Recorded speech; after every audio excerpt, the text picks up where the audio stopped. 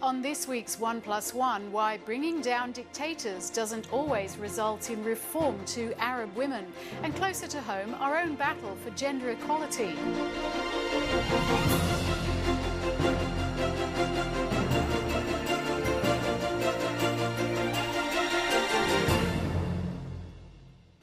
Hello and welcome to the programme. I'm Jane Hutchin. Later we'll speak to Mia Freedman and Geraldine Chin-Moody, but first, Manal Omar is a Palestinian-American who's worked for humanitarian organisations throughout the Middle East. It was her posting to Iraq to establish an office for Women International in 2003 that still plays on her mind as she contemplates the role Arab women have played in the recent revolts across the region. She wrote Barefoot in Baghdad about her time in Iraq, and she's currently Director of Iraq Programs at the US Institute of Peace in Washington. Manal Omar, welcome to 1+1. How do you see events playing out in the Middle East at the moment in terms of women's rights?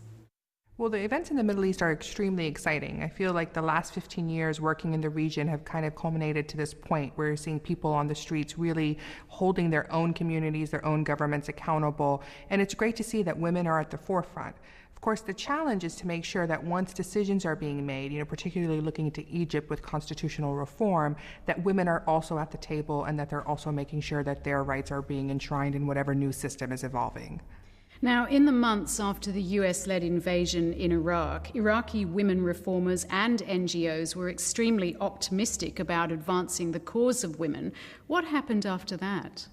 Yeah, early on, as you said, people were really optimistic. There was talks about how Iraq would leap forward. As you know, Iraqi women have a very strong history and have always been leading the region in terms of women's rights. So 2003, the sky was the limit. Unfortunately, that's not exactly what happened. There was a lot of new influences that was entering Iraq, a lot of struggle, and by 2004, it became clear that women would just need to be fighting to maintain the status quo, the rights they already had guaranteed for them.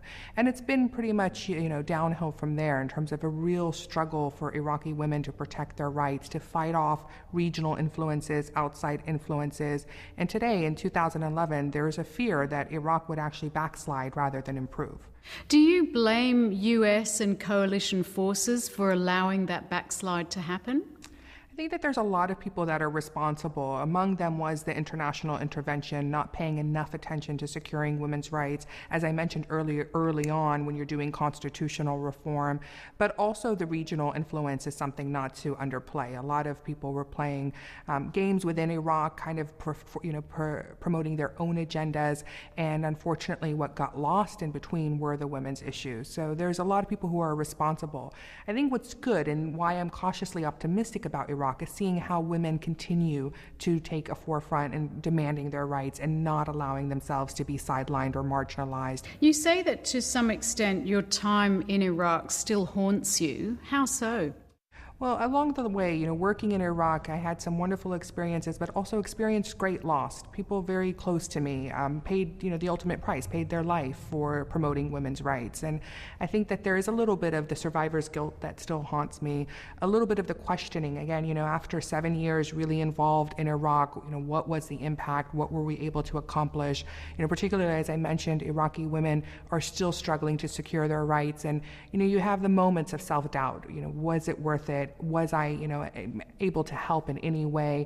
And those questions tend to really bring in a dark cloud over a lot of the work that I've done. Are you able to say how they did pay a price? What are you talking about there? Well, with their lives. A lot of people were killed in Iraq. And I, particularly think of a good friend of mine, Fern Holland, who came from Ohio and worked very hard for women's rights. You have Marla Rezeki, a journalist who really fought to protect civilians' rights. And you have countless, an incredible large amount of Iraqi women who were assassinated at their doorstep, sometimes even in front of their own children, who were speaking out on their issues and, refusing to be silent. And these are people I worked very closely with. And to see, that they, in the end, were killed for the same type of work that I did, really left a feeling of loss and a question of having to really continue the work that they began. So is it safer now than it was under Saddam?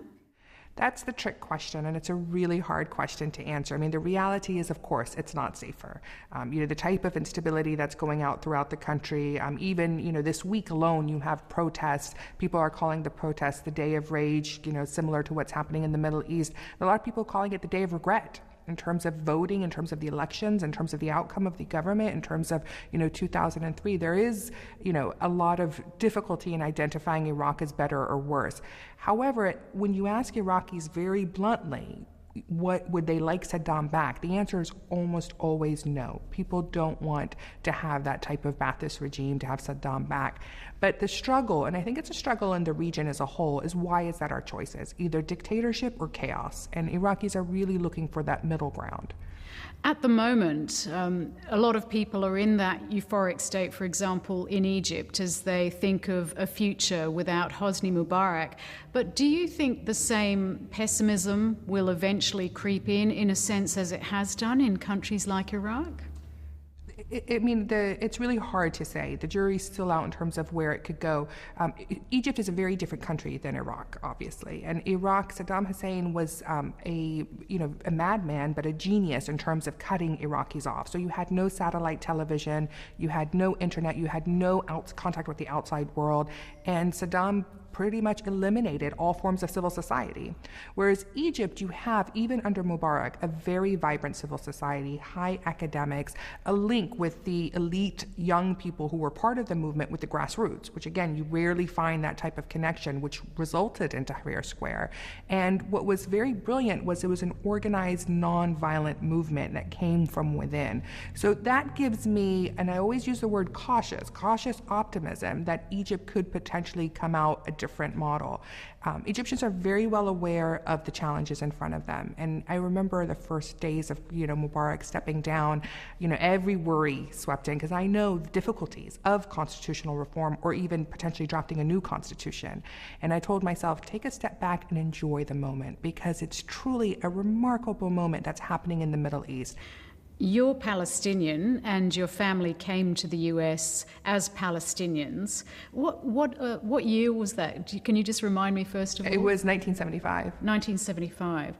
How does the experience of your parents, for example, how does that inform what you do? Well, and obviously being Palestinian, I was always aware of social injustices. I think also I was very fortunate that my parents raised me, understanding that I was just as American as I was Palestinian, and that I was, a Southerner, and I was also a Muslim woman. And, all these different identities that should have contradicted, my parents kept telling me this is part of who you are, and to accept and embrace each part of my identity.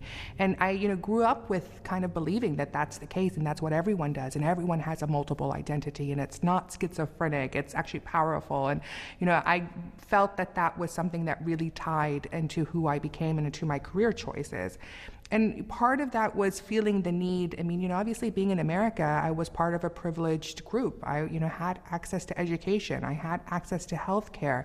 And I was taught never to take that for advantage, that most of the world does not have that access. So growing up, I knew I wanted to do something where I could give back to my community and to my region.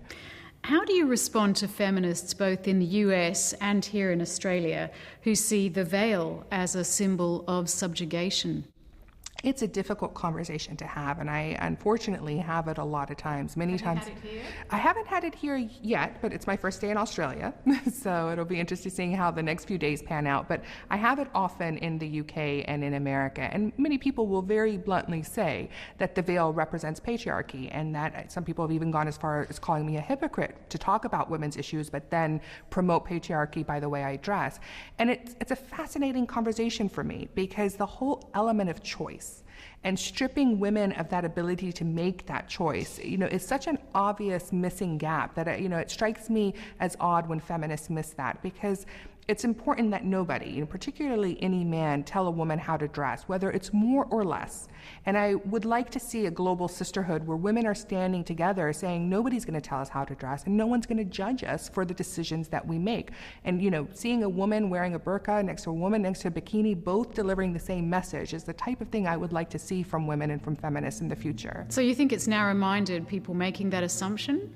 I do. I think that it's a lack of complete awareness. I wore wore the scarf from complete choice. And when I was veiled, my mother, who, comes from a very strong, she would never use the word feminist and probably, kill anyone who would use the word feminist. But she didn't talk to me for 6 months because she felt that I was closing the door of opportunity when I covered.